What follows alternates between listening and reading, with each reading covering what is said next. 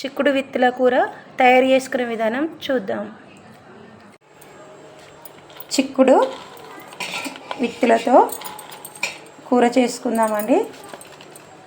అందుకు చిక్కుడు విత్తులు ఇప్పుడు మంచిగా 2-3 సార్లు కడిగేసుకున్నాం. కొంచెం చిక్కుడుగాయ కూడా తీసుకున్నానండి. కొంచెం ఇవన్నీ కడిగి స్ట్రైనర్లో నీళ్ళు అడిచిపోయేదాకా ఉంచుదాం. ఇప్పుడు చిక్కుడుగాయలకు పచ్చిమిర్చి, అల్లము, వెల్లుల్లి రుబ్బ ఇవన్నీ కచ్చపచ్చగా దంచుకుందాం.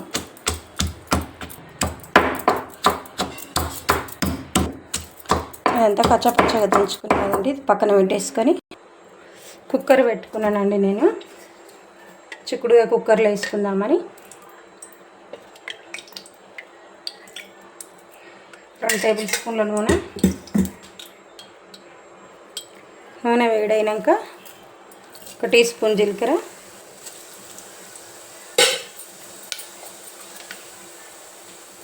టీ స్పూన్ ఆవాలు,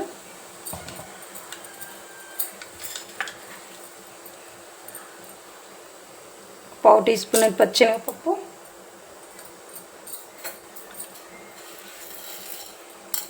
మినప్పప్పు 1/2 టీ స్పూన్ అంతా,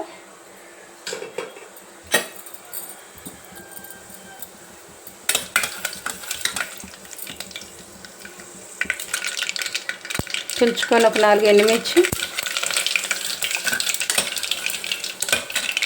కట్ చేసుకున్న ఒక ఉల్లిపాయ,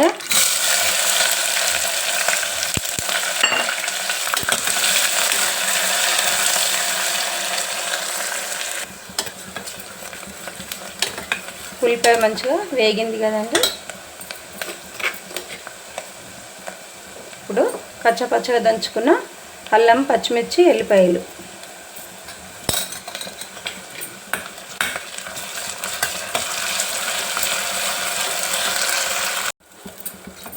అల్లం, ఎల్లిగడ్డ, ఉల్లిపాయ అన్నీ మంచిగా వేగినాయి కదండి.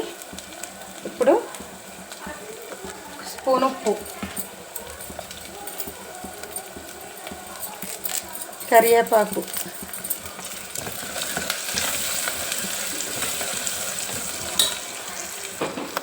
ఇప్పుడు ఈ చిక్కుడుగాయ, ఈ చిక్కుడు విత్తనాలు,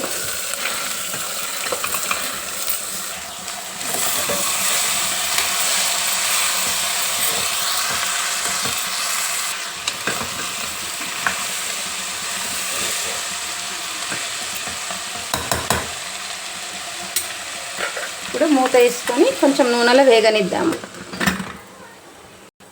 ఈ 1/2 కేజీ టమాటాలు సన్నగా ముక్కలుగా కట్ చేసుకుందాం.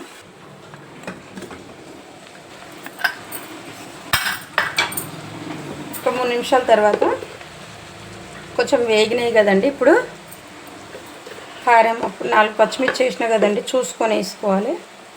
1 టేబుల్ స్పూను ఫుల్గా కారం,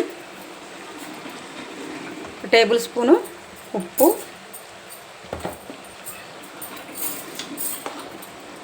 ధనియాల పొడి కూడా 1 స్పూను,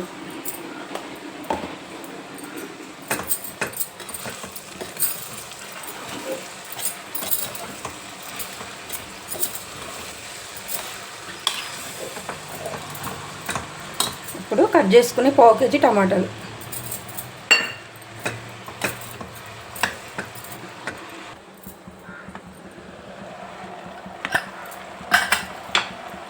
చిక్కుడుకాయ కొంచెము, టమాటా కొంచెం సాఫ్ట్ అయిందండి. కొంచెమే కుక్కర్లో వేసుకున్నాం కదా, మెత్తగా కావాల్సిన అవసరం ఏం లేదు. ఇప్పుడు నీళ్ళు వేసుకుందాం.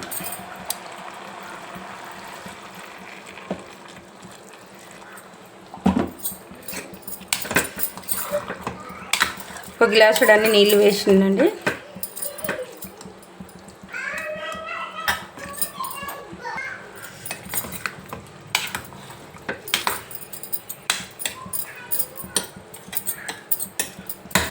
ఇప్పుడు ఒక 2 విజిల్లు పెట్టుకుందాము.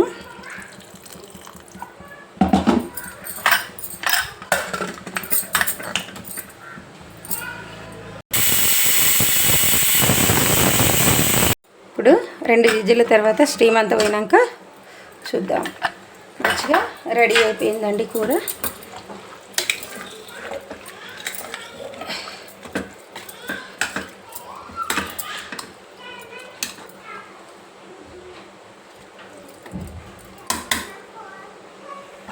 మళ్ళీ చెరసేపు పొయ్యి మీద పెట్టుకున్నాం కదండి, కొంచెం నీరు అయిందని.